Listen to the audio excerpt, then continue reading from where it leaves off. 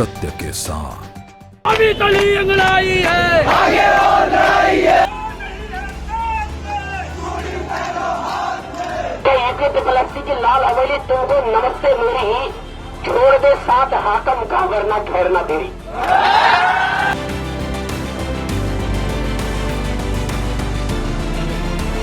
ये बड़ा दुर्भाग्य की बात है कि जो हमारा उत्तराखंड एक बड़ी सोच के साथ हमने इसको बनाया था, और मैं एक पूर्व सैनिक होने के नाते अपनी जिम्मेदारी के साथ मैं बोलता हूं कि जो उत्तराखंड में हमने जैसे सोचा था वैसे नहीं हो रहा है। ये पूरी जो हमारे जो सरकारें हैं अभी तक, चाहे कांग्रेस की रही हो भारतीय जनता पार्टी, इन्होंने हमारे युवाओं के सपनों को लूटा है, हमारी उत्तराखंडियत को लूटने का प्रयास किया है। जगह जगह जो भ्रष्टाचार की इनकी नीतियां हैं, उससे लगता है कि आज का जो नौजवान सड़कों पे आने के लिए मजबूर हुआ है, उसके लिए कहीं ना कहीं हमारी ये जो पार्टियां इसके लिए जिम्मेदार है। पेपर लीक होने के लिए आपको कुछ सोचना पड़ेगा। ऐसी क्या बात थी कि जब बेरोजगार संघ आपको ये बोल रहा था, छात्रों की आवाज़ दे रहा था कि आप 21 तारीख को पेपर ना करें क्योंकि बहुत ही भीषण आपदाएं आ रखी है, 21 तारीख को पेपर कराते हो, 19 या 20 तारीख को आपका बारिश ने राहत दी है, 2 दिन नहीं दिया, लेकिन लगातार बारिश थी। खुद देहरादून के कई इलाके यहाँ कटे हुए हैं, तो छात्रों का पेपर सेंटर के पहुंचना बहुत मुश्किल था। तो ऐसी हड़बड़ी, ऐसी आपको क्या जल्दी थी कि आप इस पेपर को जो उनकी मांग थी 1 हफ्ते बाद नहीं करा सकते? अगर आप 1 हफ्ते बाद नहीं कराना चाहते थे, इसके पीछे आपकी कोई मंशा थी। दूसरा, आप हाकिम सिंह को निकालते हो और अगले दिन फिर उसे डालते हो अपनी छवि बनाने के लिए, तो ये कहीं ना कहीं लिंक आपस में जुड़ता है। नमस्कार, आप देख रहे हैं टीवी न्यूज वायरस और मैं हूं आपके साथ अरशद मलिक। देहरादून का परेड ग्राउंड इन दिनों उत्तराखंड की सियासत और छात्र आंदोलन का केंद्र बन चुका है।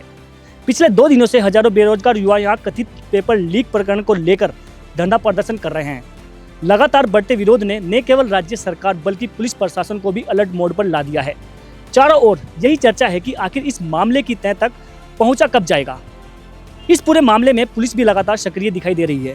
हरिद्वार के एसएसपी परमेंद्र ढोभाल ने जानकारी दी है कि आरोपी खालिद को गिरफ्तार कर लिया गया है। इससे पहले उनकी बहन सबिया की भी गिरफ्तारी हो चुकी है।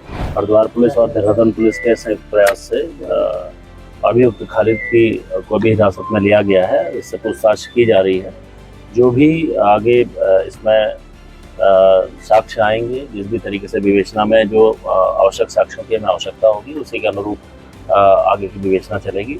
इसको अभी देहरादून पुलिस को हस्तांतरित किया जा रहा है ताकि आगे की जो कार्रवाई है वो देहरादून में ही की जा सके, क्योंकि अभियोग देहरादून में कायम है। तो देहरादून पुलिस अभी इसको यहाँ से देहरादून देखेगा। इस मामले पर देहरादून एसएसपी अजय सिंह का कहना है कि अभी तक पेपर लीक की कोई ठोस पुष्टि नहीं हुई है, लेकिन जांच प्रक्रिया लगातार जारी है। इसको बताया गया था पेपर लीक की तरह, और अभी जो प्राथमिक हमारी पूछताछ एसएसपी हरिद्वार और उनकी टीम और सभी टीमों ने किया है, तो पेपर लीक जैसी कोई बात अभी प्रथम दृष्टया अभी पूछताछ में नहीं आई है। ये एक इंडिविजुअल कंडक्ट था, और जिसके पीछे अभी जो पूछताछ मिली है, कहीं ना कहीं एक कॉन्स्पिरेसी एंगल का भी लगता है कि पूछताछ में, तो बेसिकली अब विस्तृत पूछताछ के बाद ही इसमें स्टेटमेंट दिया जाना उचित होगा। लेकिन अभी जो है इसको अभी हिरासत में ले लिया गया है, क्योंकि इस केस का हमारे वांटेड भी था। प्लस सबसे महत्वपूर्ण बात ये थी, ये जानना बहुत जरूरी था कि क्या कोई सुनियोजित तरीके से कोई षड्यंत्र था कि नहीं था। दूसरी चीज़ थी, क्या कोई ऑर्गेनाइज गैंग तो नहीं कि पेपर लीक के माध्यम था। तो ये स्पष्ट करना चाहूँगा कि कोई ऑर्गेनाइज इसमें गैंग नहीं था, और ये मात्र एक इंडिविजुअल या कुछ लोग के बीच में मिलकर मुझे लगता है कि ये काम किया गया था। अभी जो पूछताछ में निकला, क्योंकि अभी बहुत अर्ली बताना कुछ भी है, बट हम दोनों एंगल पर इसमें जांच कर रहे हैं। एक कॉन्स्पिरेसी एंगल पे कर रहे हैं, और दूसरा ये है कि किस तरह से इसने पेपर को 12 क्वेश्चन जो आउट किए थे। तो काफ़ी सारी जानकारी मिल गई, बट क्योंकि अभी इन्वेस्टिगेशन ऑन है, अभी पूछताछ जारी है, तो उसको विस्तृत जानकारी बाद में दे पाएंगे। नहीं, बहुत बड़ा खुलासा नहीं, बस ये जो मैंने कहा, जो मेन चीज़ हमारी थी कि एक सुनियोजित तरीके से इसको अंजाम दिया गया कि ये एक रैंडम एक इंडिविजुअल कंडक्ट था। इस चीज़ को हम देख रहे थे, और दूसरा ये देख रहे थे कि क्या परीक्षा लीक सही में, जो बात जिस तरह की सोशल मीडिया में फैलाई जा रही है कि जो है परीक्षा का प्रश्न पत्र लीक हो गया और उसके पीछे कोई गैंग है, तो डेफिनेटली प्रश्न पत्र लीक नहीं हुआ, क्योंकि 12 ही क्वेश्चन थे, और इसके अलावा इसके पीछे ऐसा कोई गैंग नहीं पता चला कि कोई इसको सुनियोजित गैंग शामिल है। इस मुद्दे ने राजनीतिक गलियारों में भी हलचल मचा दी है। कांग्रेस के पूर्व प्रदेश अध्यक्ष गणेश गोदियाल ने सरकार पर तीखा हमला बोला और कहा, अगर ईमानदारी से जांच हो तो सत्ता में बैठे कई बड़े चेहरे जेल में होंगे। क्योंकि SSC का प्रश्न पत्र भी अंततोगत्वा लीक की भेंट चढ़ गया। भाकड़ धामी जी का वो बहुत मजबूत कानून, सख्त कानून, जिसके लिए कि पता नहीं कितने करोड़ों रुपए के विज्ञापनों पर खर्च कर दिए गए, कि धाकड़ धामी ने एक बहुत मजबूत कानून पेपर लीक के खिलाफ बना दिया है। और अब पेपर लीक नहीं होंगे, पता नहीं कितने करोड़ रुपए उस विज्ञापन पे जगह जगह जारी खर्च हुए, जगह जगह उसके होर्डिंग बैनर सब लगे। आखिर वो कानून भी धाकड़ धामी को पूछा जाना चाहिए कि उस कानून का क्या हुआ। बहुत, और मैं एक चीज और कहना चाहता हूं, अगर ढंग से सिरे से जांच हुई तो हाकम सिंह के तार निश्चित रूप में सत्ता में बैठे हुए, शीर्ष पर बैठे हुए लोगों के साथ पाएंगे, ये भी तय है, निश्चित है।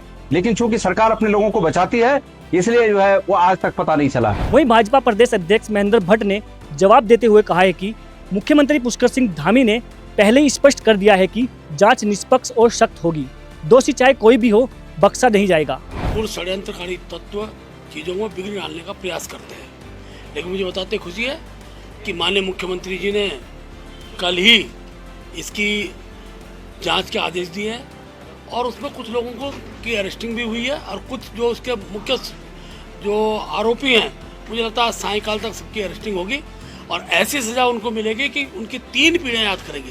ये नज़ीर के रूप में रहेगा इस प्रदेश के अंदर, जहाँ नकल विहीन परीक्षाओं का एक केंद्र माध्यम रहा है।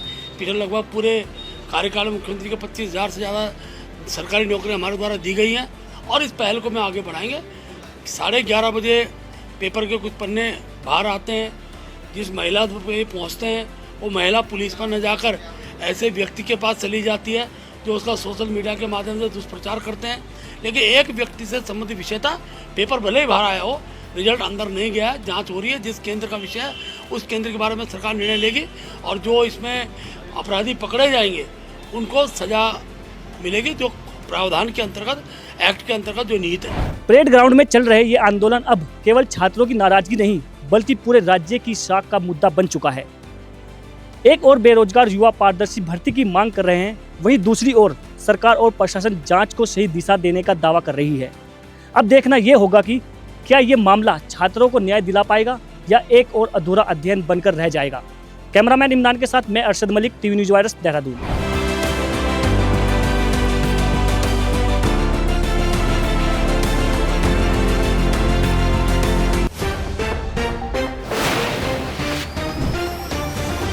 सत्य के साथ।